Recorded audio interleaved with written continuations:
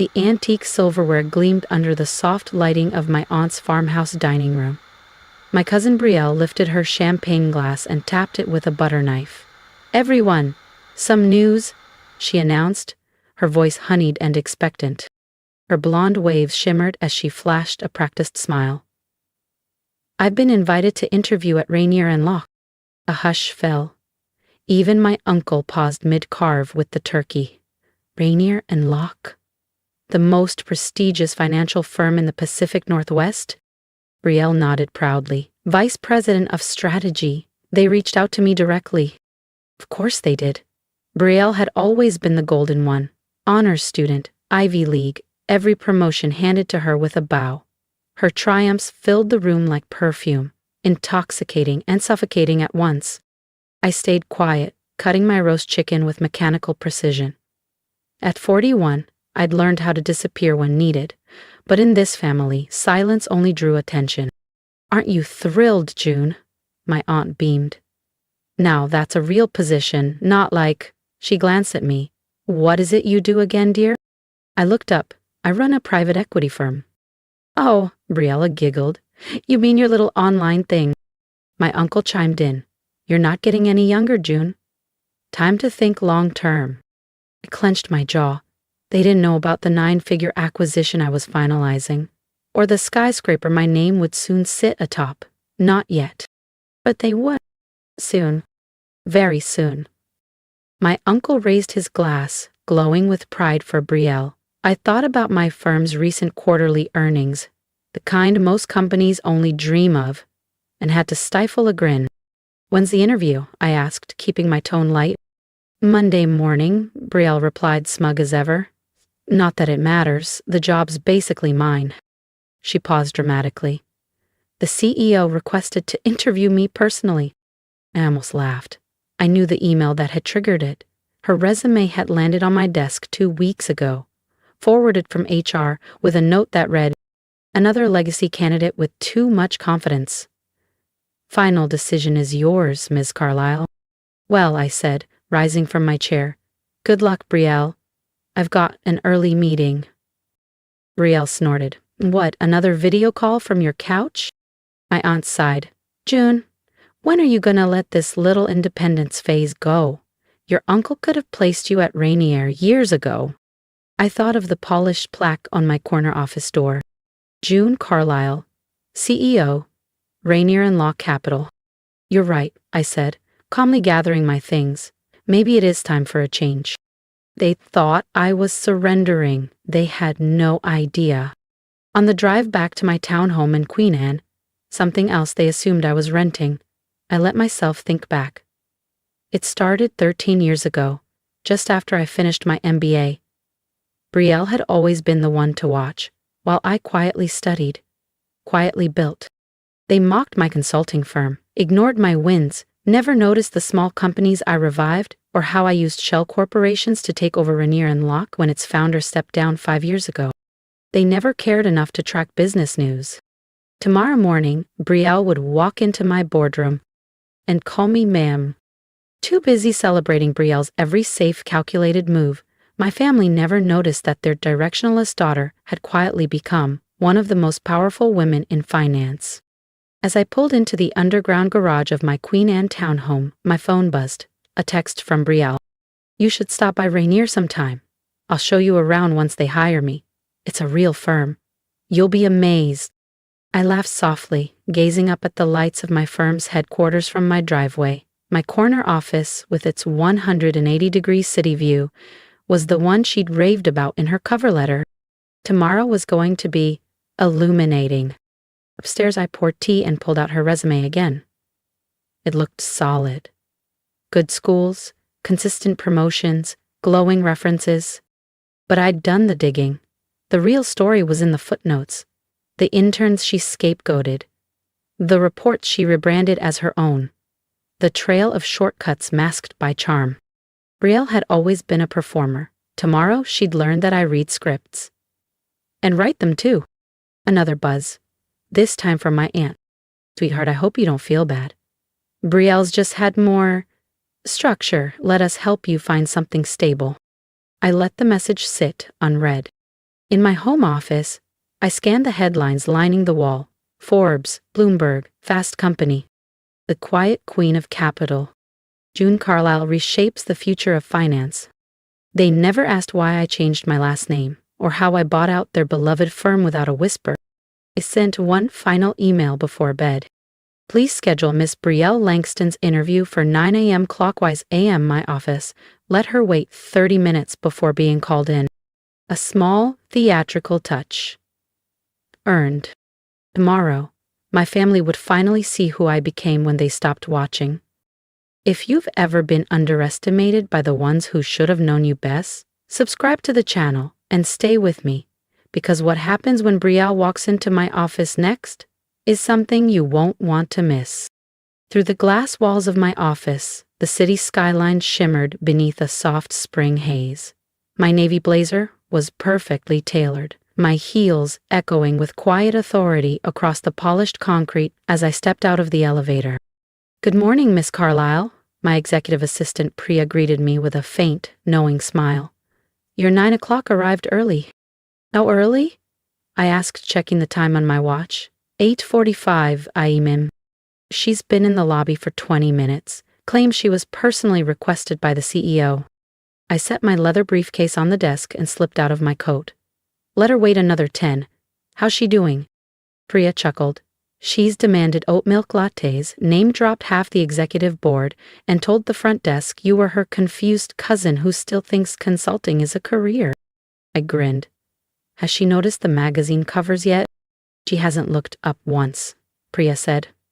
"Too busy, performing." Classic Brielle. So focused on branding herself, she never noticed whose brand actually runs the place. The press coverage lining the lobby wall? All featuring me. My face, my story, my quiet climb.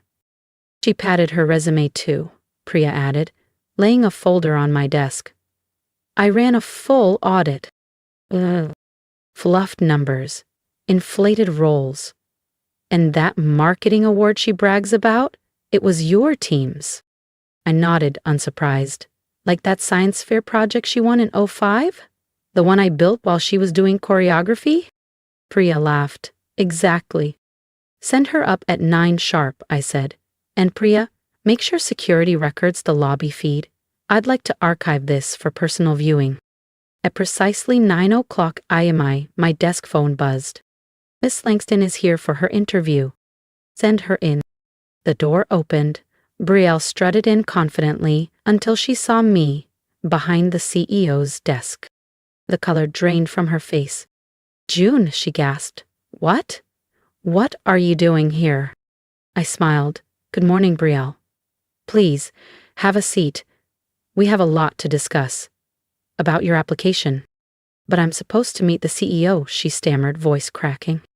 I gently turned my nameplate toward her. "This would be me. June Carlyle," I said, folding my hands on the desk. "Though I'm not surprised you never made the connection. You never really noticed anything I did." Brielle dropped into the chair across from me, her trademark composure unraveling. This can't be real. You're just a consultant. You work from your apartment." "Actually," I replied, leaning back with quiet satisfaction, "I own this building, and 4 more like it." I slid her resume across the desk. "Rainier Locke has been my company for the last 5 years. Now, let's talk about your application. I have a few questions." Her voice cracked. "You can't be the CEO. You're nobody." I didn't flinch. "That's what you all thought, isn't it? Poor June. Always the afterthought, the backup plan, the girl with a freelance phase." I watched her squirm. "Tell me, Brielle, did you ever once ask what kind of consulting I did, what companies I worked with? Or were you too busy listing your own average accomplishments at every dinner table?" She lowered her eyes. No. I didn't." I nodded. "None of you did. You were all too busy dismissing me to recognize what I was building." I opened her file. "Now, about this claim, doubling your department's revenue single-handedly?" "That's accurate," she said too quickly. But her eyes betrayed her. "Interesting," I replied, pulling out a printed report. Because your company's annual growth last year was 30%, and the credit, according to your peers, goes to a junior team you initially vetoed. Her face went crimson. You've been investigating me? I investigate all senior executive candidates. We hold high standards here. My phone buzzed. Priya's voice came over the speaker. Ms. Carlyle, your aunt and uncle are in the lobby. They're demanding to see you. Of course they were. Send them up, I said with a calm smile. Looks like we're due for a proper family meeting. Brielle shifted in her seat. June, look, about last night. About everything I said, Brielle began, her voice thin. Save it, I cut her off, calm but sharp. I'm not interested in apologies born out of panic. You spent years mocking me, brushing off everything I worked for. Now you'll sit and learn exactly who your underachieving cousin really is. The office door burst open. My aunt and uncle stormed in, expressions twisted in a cocktail of confusion and offense. June, my aunt gasped. What is going on here? What are you doing in the CEO's office? Good morning, I said coolly, not rising. I was just reviewing Brielle's application. You're welcome to join. We were discussing qualifications, specifically honesty and results. My uncle's voice sharpened. Enough of this ridiculous charade. You're humiliating your cousin. I stood slowly, letting the weight of my presence quiet the room. No, Uncle David. For once, you'll listen. I pressed a button on my desk. The frosted glass behind me flickered into a panoramic display. Charts, headlines, acquisition records. Financial growth under my leadership. Welcome to Rainier Locke, I said. The firm you brag about at dinner parties. The one Brielle applied to, desperate to climb inside. The company reshaped by the woman you all dismissed. They stared, stunned, at the numbers, the headlines, Fortune, Bloomberg, Forbes, my name on every one. This can't be, my aunt whispered, sinking slowly into the leather armchair. This is all yours? Every line, I said, walking around the desk. The consulting firm you mocked? Just the foundation. While Brielle was bragging about quarterly reports she barely wrote, I was transforming failing companies. My uncle finally spoke. Why didn't you tell us? I smiled, but it didn't reach my eyes. I did, you just never listened. Brielle's voice cracked. June, if we'd known. I raised a brow. Exactly. If. I cut her off. You only care now because of what I've built, not who I am. This isn't about pride, it's about power. And now that I have it, suddenly I matter. I pressed another button on the desk. The screen behind me shifted again. Security footage from last night's dinner. Brielle's voice rang out, clear and smug. She can't even get a real job. Stop, Brielle whispered, her face burning. We get it. Do you? I turned to her, sharp now. Because I've been watching you stitch your career together from half-truths and stolen credit. I've spoken with your former managers, your so-called mentors. I know how you got where you are. My aunt stood, adjusting her silk scarf nervously. June, surely we can find a solution. We're family after all. I picked up Brielle's resume. Family, like when she took credit for my science project? Or when she told her college friends I dropped out because I started my firm instead of joining hers? That kind of family? I was young, Brielle muttered. We all make mistakes. Yes, we do, I said coldly. And now you live with yours. There was a knock. Priya entered with a thick folder. The background investigation you requested, Miss Carlyle. Thank you, I said, flipping it open. Falsified achievements. Workplace bullying reports. Plagiarized campaigns. Brielle's face went ghostly. Those were never proven? Because your father paid to bury them, I finished. But I don't bury misconduct. Rainier Locke runs on integrity. My uncle stepped forward, tone suddenly businesslike. June, let's talk about this privately. No need for drama. You lost that privilege, I replied calmly. When you let her mock me, when you offered to help me find a real job, when you showed me, again, that nothing I did would ever be enough. I pressed another button. The office door opened. Harold Bennett, my general counsel, stepped in. "Harold," I said smoothly, "please inform my family about the consequences of submitting fraudulent information on an executive application." Harold adjusted his glasses. "Falsifying credentials at this level is grounds for immediate disqualification and in some cases legal action." Silence. And I let it sit. "Especially," Harold continued, "if former employers choose to pursue defamation or intellectual property theft." Brielle's poise shattered. "You wouldn't," she gasped. "You can't." "Can't what?" I asked, my voice calm. "Protect this company? Enforce standards I expect from every other applicant? Or are you asking for a pass? Because you're family." "June, please," my aunt pleaded, her voice suddenly fragile. "Think about the damage this could do to our reputation." I tilted my head. "You mean like the damage you all did to mine? With the years of smug comments and dismissive remarks?" I shook my head slowly. "Brielle's application is rejected, effective immediately, and I'll be forwarding our findings to her current employer. They deserve to know who's representing their brand." Brielle burst into tears. But they weren't her usual manipulative cries. These were different. Raw. Real. The sound of consequences finally catching up. I turned to my aunt and uncle. "You should think carefully about how you've treated your daughters. One you praised endlessly despite deception. The other you dismissed despite her honesty and success." My uncle's jaw tightened. "You're enjoying this? Humiliating your family?" "No," I replied. "I'm doing what you should have done a long time ago. Holding people accountable." I walked to the window, gazing out at the skyline I now partly owned. "The worst part?" I asked softly. "If any of you had paid attention, genuinely, you'd have known. My name has been in the business press for years. You just never look." I turned back to them. "Now, I have a board meeting." I sat down.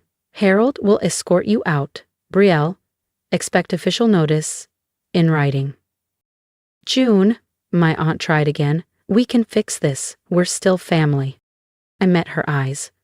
"We're related, but family requires respect, and I've had none." As the door closed behind them, Priya entered with coffee. "You okay?" she asked gently. I opened my drawer and glanced at the old family photo tucked inside. And for the first time, I didn't feel small. Not of my aunt, uncle, or Brielle, but of my grandfather. The only one who ever believed in me without needing proof. "You know what, Priya?" I said, exhaling deeply. "Yeah, I really am okay." Over the next few months, everything shifted.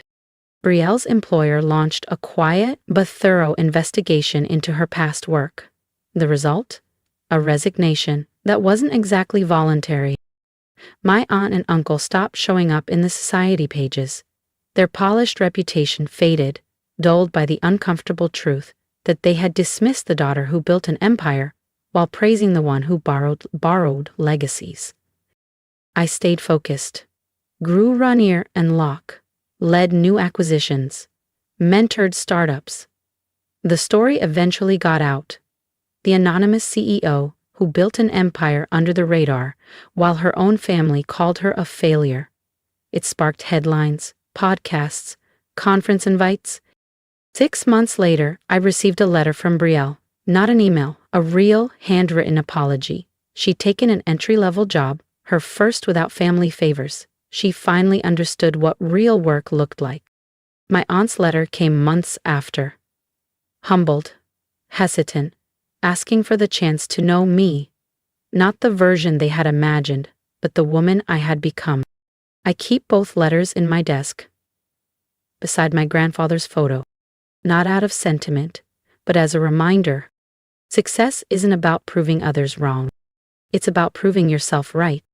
1 year later, I was in my office, reviewing quarterly growth reports, when Priya walked in with the newest issue of Forbes. June Carlisle, The Power of Quiet Success. No mention of family drama, no headlines about betrayal. The story of what we'd built, the industry we were changing. Because real success doesn't shout, it simply endures.